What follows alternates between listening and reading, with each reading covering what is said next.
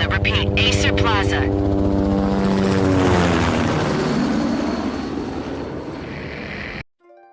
Hey, Hollow Dwellers, welcome back to Zester's Hollow, your not-so-secret lair of all things gaming, where we bumble through deep dives like a noob trying parkour for the first time. So, strap in, where we take game design seriously and ourselves not so much. Picture this, your host, me, attempting one of those dives from Max Payne. Well, I'll probably trip over my shoelaces and end up with a face full of regret. Well, for today, we are cracking down that bullet time effect or that dive from Max Payne and cranking it up to 11 to see if it's a legendary mechanic that revolutionized gaming or is it a sneaky letdown that stole from Max's heartbreaking story. Today, we are going to unpack gaming's ludic versus narrative function, especially in Max Payne. Ludic, it simply means that gameplay, the button mashing and all, but narrative, it simply means the story, the narration, the story arcs of Max Payne. And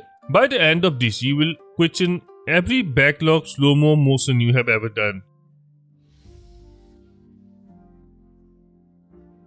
Okay, let's set the stage proper, cause context is the king in Hollow analysis. In 2001, the dawn of a new millennium, shooters back then were run and gun, like a chaos, like Doom or Quake, fast, furious and forgettable if you blink. Enter Remedy Entertainment with Max Payne, a Noir detective thriller that flips the script. Max is your grizzled protagonist, a cop whose family got gruesomely murdered by junkies hopped up on a designer drug called Valkyr. Cue revenge quest through conspiracy-riddled New York, all wrapped up in graphic novel cutscenes and those moody voice lines. The city was a jungle and I was a lost soul. But the real star?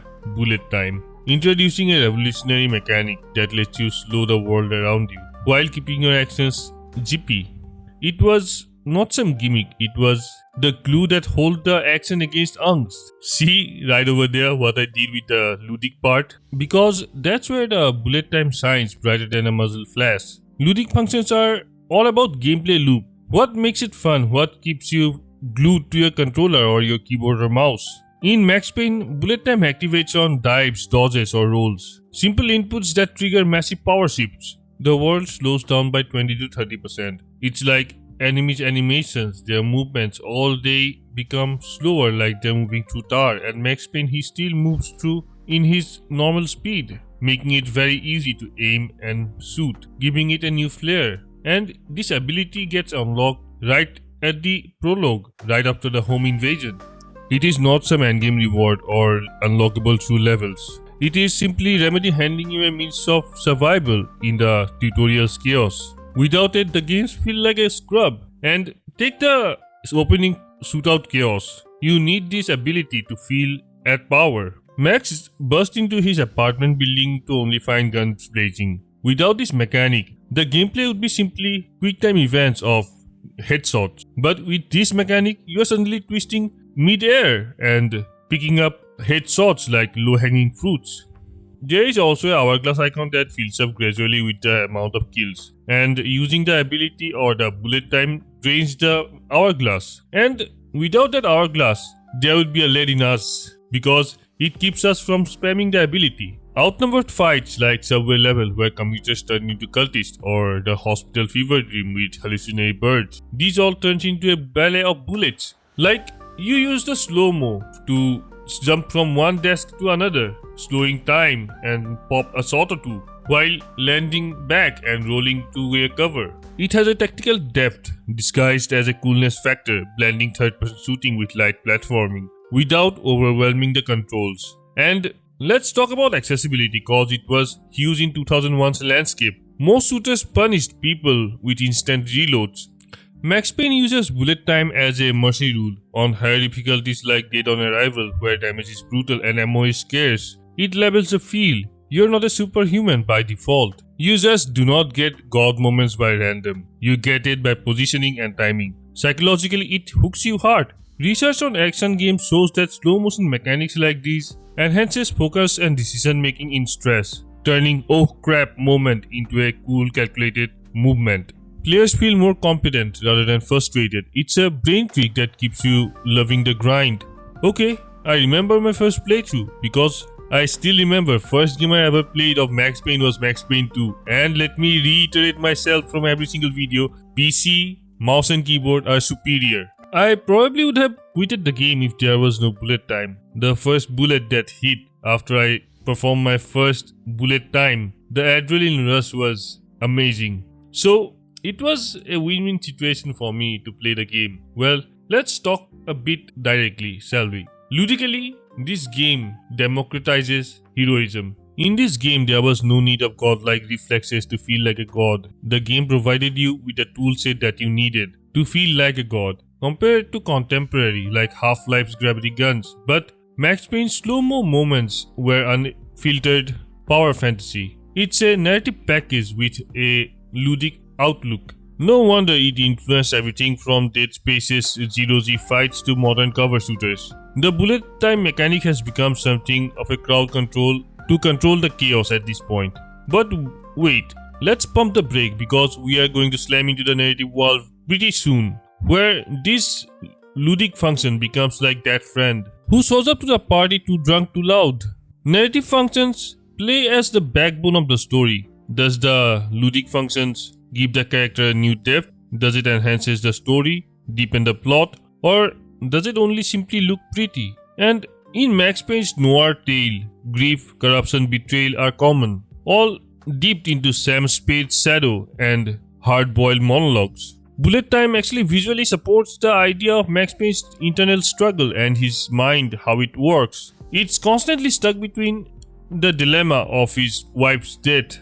The quotes like "nightmares are my reality" pair perfectly with this sentiment, with those suspended bullet trails symbolizing life on pause. Yet the justification, it's thinner than Max's patience after a bad stakeout. Why can Max warp time? The game hints at desperation fueling it, a adrenaline rush after his rock bottom race. But that's it. No in-lore explanation, no cutscenes where a city dog injects him with something. With Valkyr super serum in the mix, the graphic novel hints at Valkyr's trippy effects, but the bullet time remains a gameplay exclusive, unexplained even to the thugs yelling "what the hell" as you play in slow-mo and mow down your enemies. It's a story grounded in gritty realism, cops, drugs, mobsters. It sticks out like a sore thumb. You're immersed in Max's despair in 1 second and playing superhero the next. Does it enhances the tragedy or undercut by making survival too easy? Let's break it down with examples. In Asgard Dream Sequence, bullet time amps up the surreal horror,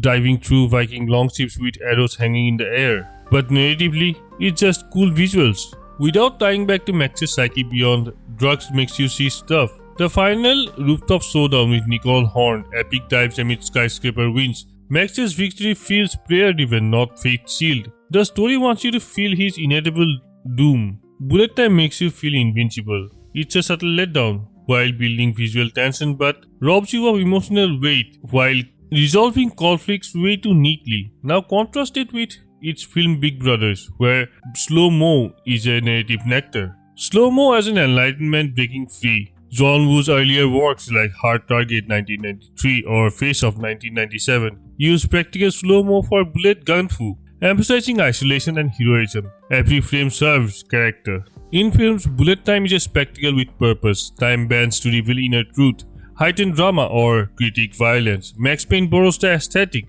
but ludically dominates. You're not pondering over Max's loss during a headshot or a dive. The voiceovers try to reel you back, but painkillers wear off and reality hits you like a freight train. But the mechanic pulls focus. It's like story whispers poetry, and the gameplay blasts rock anthems. Legendary for visuals, letdown for integration. Ah, the great debate. Ludic legend versus the narrative letdown.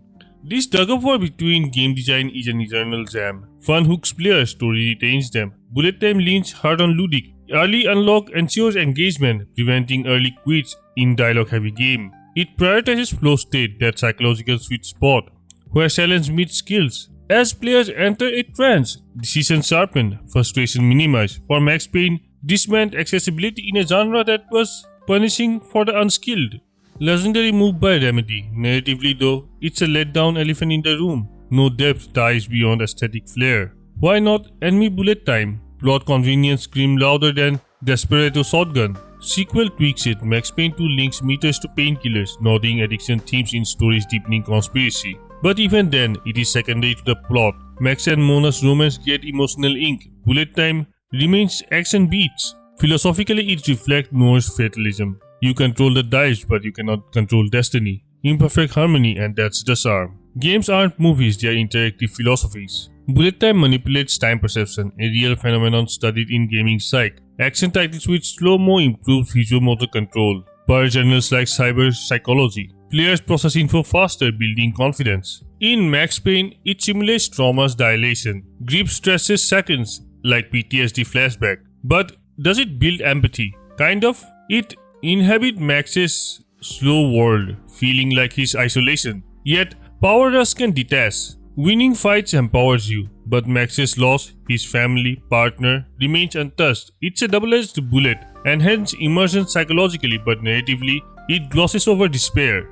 Max Payne nails the fun, but schemes over lore, mirroring Dev's choices, prioritizing engagement over exposition. If Remedy explained it, it would be a risk with cheesiness. Better left it mysterious, like Noir's unanswered questions. Evolution across the trilogy amps up the analysis. Original Max Payne in 2001, raw, unexplained. Ludic rush in a flash engine, using Max FX for those particle-heavy types. Legendary for pioneering interactive slow-mo, influencing GTA slow-mo aiming or Red Dead Redemption's Dead Eye. Let's have a decisive answer. Narratively, it's a qualified letdown. Still some emotional puns with its unexplained flair, prioritizing spectacle over seamless lore. But overall, a masterstroke. The tension between fun and feels is what makes Max Payne endure.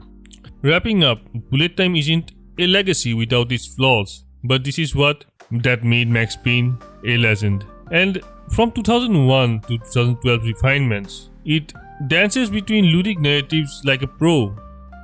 With this legend and letdown wrapped up, Jester signing out, and keep dodging those lives bullet like a pro, like you do in your pixels.